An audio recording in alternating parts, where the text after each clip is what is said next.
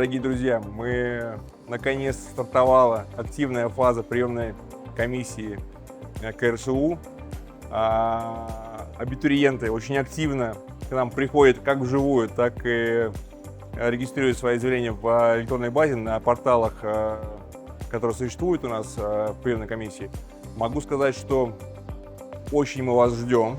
Мы рады, что вас много. На данный момент подано уже свыше 1700 заявлений в КРСУ на разные формы обучения и на разные системы оплаты обучения. Могу сказать, что у нас по плану приема 496 мест за счет федерального бюджета Российской Федерации.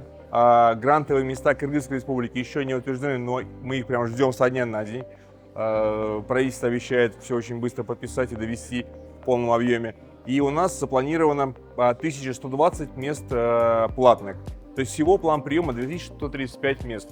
Мы вас с большим удовольствием ждем. Напомню, что уже подано 1700 заявлений, поэтому конкуренция возрастает. Мы очень вас ждем. Конкурс будет хороший.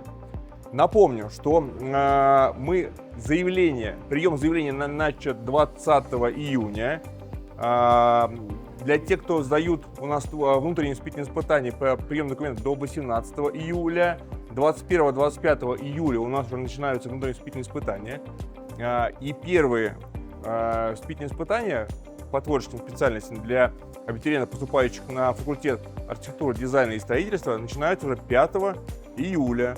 У нас будет два этапа: 5-6 июля, 9-10 июля вступительные испытания. Напомню, что прием документов на творческие испытания до 8 июля, конца дня.